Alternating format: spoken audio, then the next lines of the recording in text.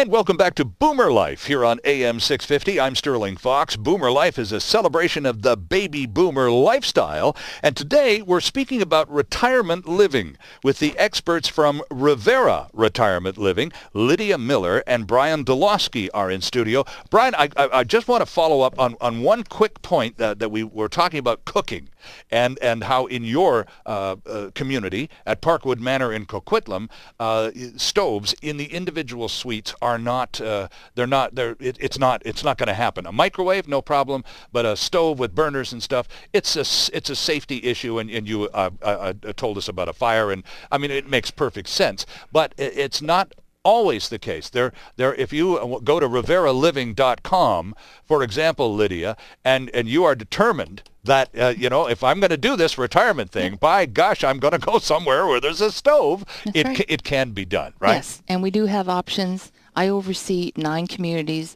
throughout BC, and Crofton Manor in Kerrisdale provides in all their 1-bedroom units and 2 bedrooms full kitchens. Okay. Full-size fridge, full stove, full oven.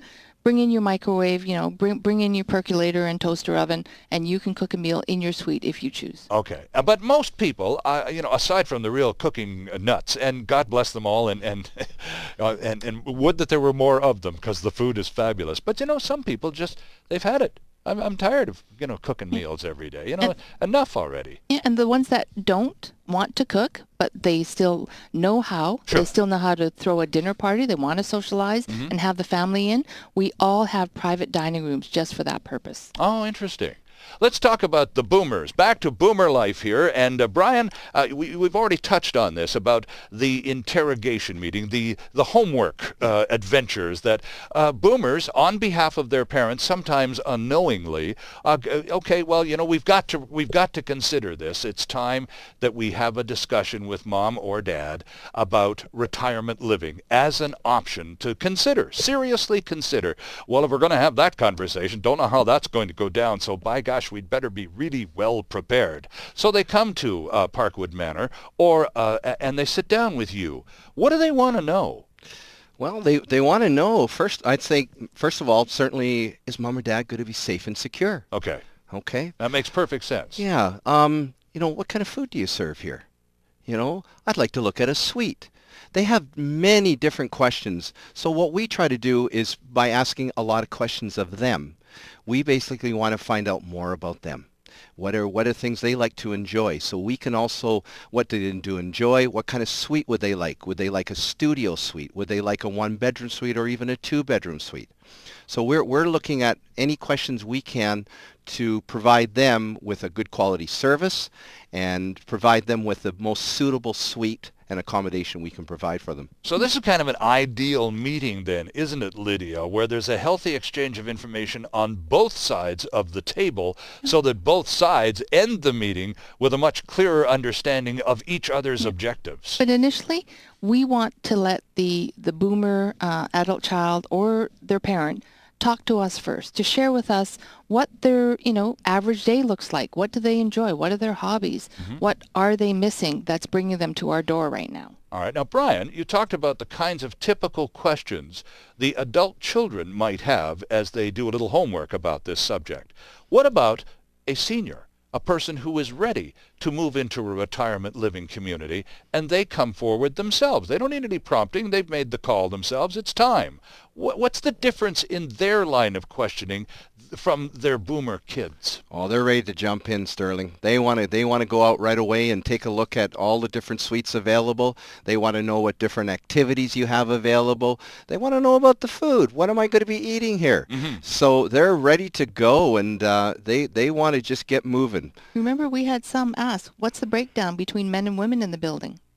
Oh, yes, that's okay. a good point, Lydia. Well, Absolutely. I suppose so, because you are moving into a community. You're going to be in a complex with lots of residents. There's going to be an ample opportunity for social interaction, and I would think, Lydia, that some people who come to Revera community have been in isolation for quite some time. Oh, yeah. They come to us. They lose Yeah. a spouse or something, and they live by themselves, and their friends all go away. They feel isolated and cut off from the world. And strangely, you come to the point where you can adapt to that.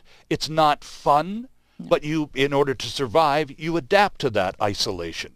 But it's not desirable. No, So Mom and Dad, you're not lively anymore. that's right. So when they come to a Revera retirement community, and Bryan was talking about the options, and now you're talking about members of the opposite sex, in many cases, it's just companionship, isn't it? Yes, Just absolutely. people to enjoy. People to grab a glass of wine with during happy hour or sing along, maybe join the glee club, meet for bridge every Thursday evening, go play open card night, walk to bingo, share a story, go for a walk around the community, down to the nearby park. There's lots of couples that get together, and we do have a few couples that even move in, but then it's mostly singles. It's mostly widows or widowers, sure. that come in, and they are looking for companionship. Now, does that ever evolve beyond the bridge game and the walk in the garden? Do we ever get actual yes. romances and all that kind of stuff? Really? Can I share a little story? Sure, with you, absolutely. Stirling? You bet. Well, we had Is a it couple. clean? It is. Okay. We had a couple move in, and they were both had their spouses had previously deceased, and they're widowers, and they were getting along quite well and have a glass of wine together and go out for walks together, and we thought it was a wonderful friendship because, as you mentioned earlier, about companionship and that. But we noticed it was getting a little cozier and things like that, and they started holding hands and then arms around each other, a little peck on the cheek. Anyway, the end result is they ended up getting married. Wow. Isn't that nice? It was wonderful. Wow. And they actually had the wedding. We have a beautiful staircase as you enter. It's a grand staircase with a beautiful, I'll say very high ceilings, huge chandeliers, and we actually had the wedding right in our dining room. It was just magnificent. And they were both residents in that community. That's right. So did they maintain their same accommodation, or did they find a suite together once the nuptials had been performed? Well, they ended up taking the larger suite.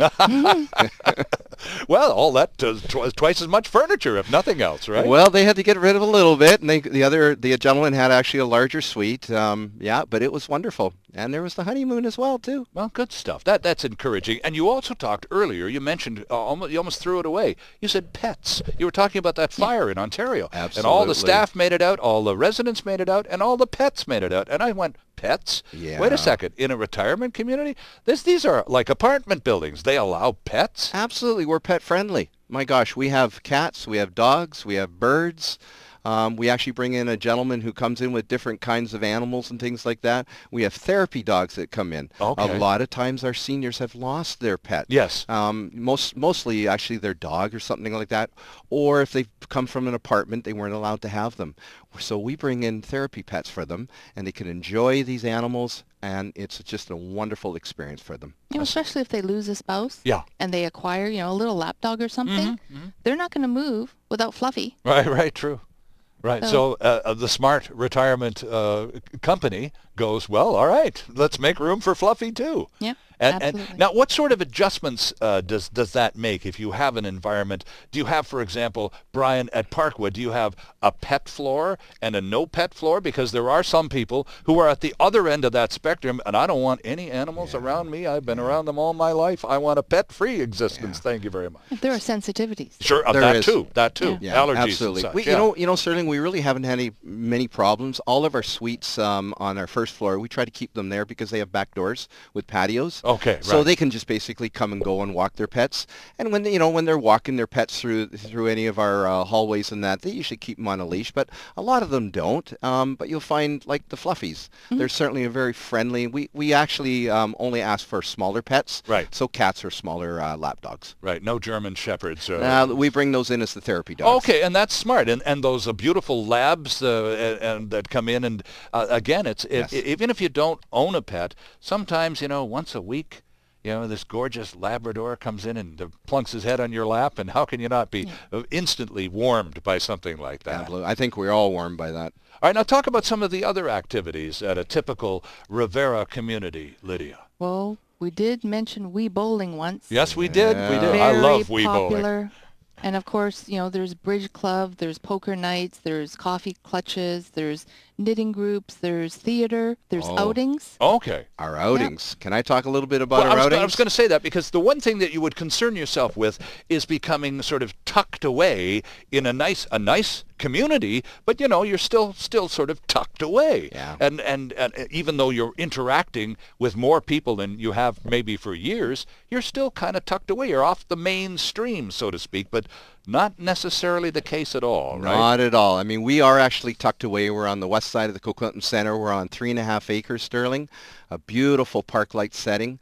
But one thing that's nice is we can keep that. We actually take our seniors out. We just last week, which was the final week actually, for Tulips in the Valley. Okay. So we took our seniors out to Agassiz and had a wonderful tour of the tulips out there, and then went for a lovely little further, just probably 10 minutes away to Harrison Lake, and then ended up having a nice lunch for all our seniors at a nice little microbrewery in Mission, and then on our way home. So we do a lot of different things, over to Horseshoe Bay, out to Steveston. So being in Coquitlam, we're a little central to all those areas, down to Stanley Park. So we're always keeping our seniors very active and busy. And that's and you talked, Lydia, I can remember in our last program you talked about there is a brain exercise program that is in every Revera community, all 95 of them, all across Canada. They all use this one program designed to keep your brain as active as possible. So while the activities director is keeping your physical energy level up, whether it's Wii bowling or a night out at the Arts Club Theater, there is another whole level of activity going on that's really just about keeping you as sharp as possible, right? There is. We do believe in the 6 domains, of health and wellness, and one of them is cognitive health. And the Dacom Brain Fitness program is a specialized computer that is purchased by all of our communities, and except for long-term care, of course, dementia, you forget where you were. And they enter the program like you challenge yourself all the time with different activities and exercises, and you can make it louder, you can make it go back a level, but it'll remember where you were and it'll progress you up to more challenging activities. If you got to remember there's 4 pictures here and one of them's missing something, choose.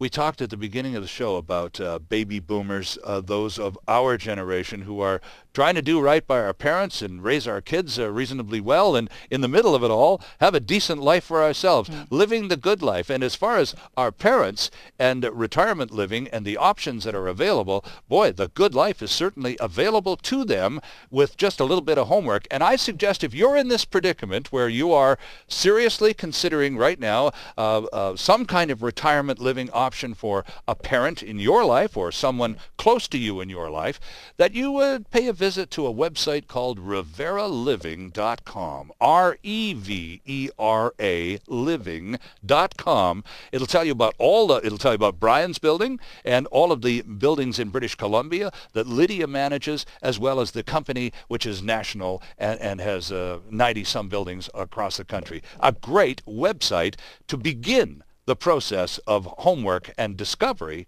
the retirement living option. Our guests are Lydia Miller and Bryan Dylawsky. This is Boomer Life on AM 650. I'm Sterling Fox, and we'll be right back.